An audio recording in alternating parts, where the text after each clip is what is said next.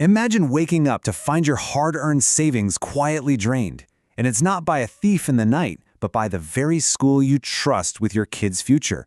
Pretty wild, right? Welcome to the More We Know channel. Today, we're diving into what literally feels like a nationwide financial heist targeting parents' wallets right on the eve of the 2083 academic session. Let's get into it. So here's the big question we have to ask right up front. Are our most trusted institutions actually breaking the law?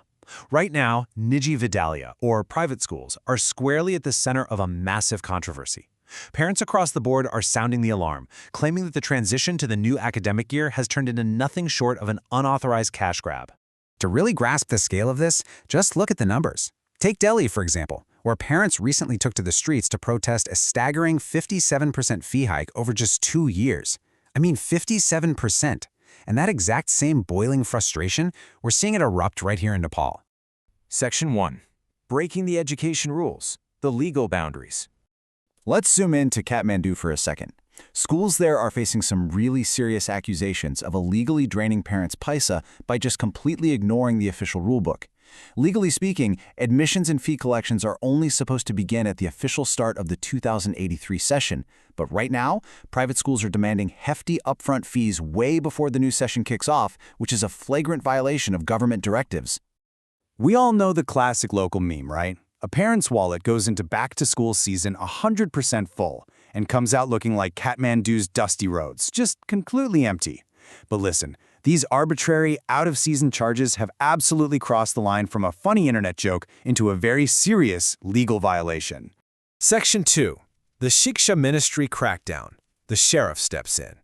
Enter the Shiksha Ministry, led by 30-year-old Education Minister Sasmet Pokharel. They're stepping up as the new sheriff in this educational Wild West, demanding these unauthorized practices stop right now. And they've got the legal ammunition to back it up.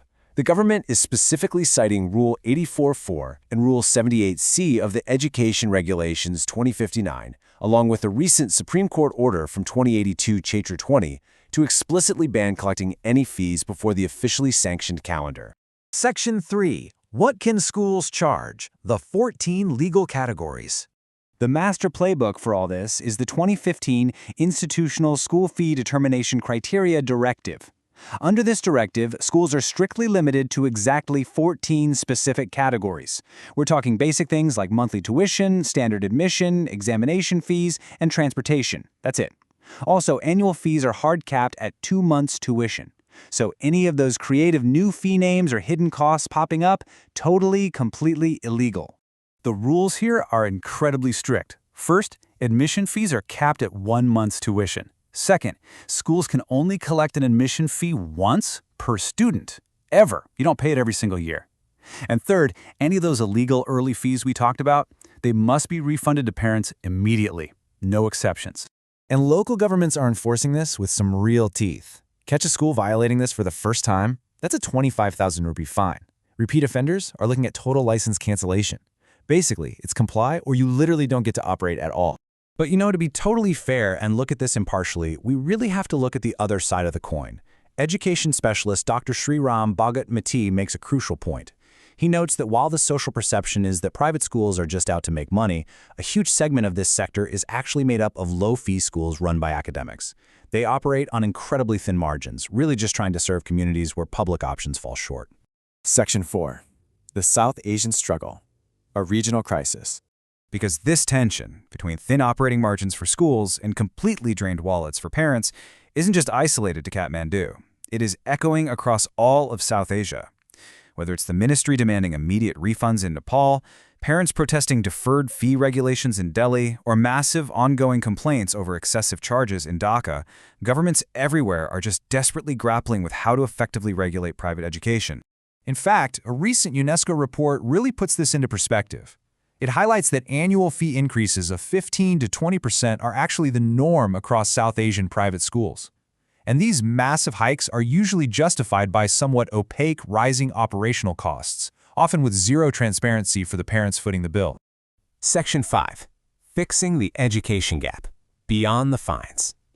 Ultimately, we have to look beyond the immediate 25,000 rupee fines and ask the bigger question. Why are parents willing to pay these exorbitant fees in the first place? Well, the stark reality is a severe supply-demand gap in quality education.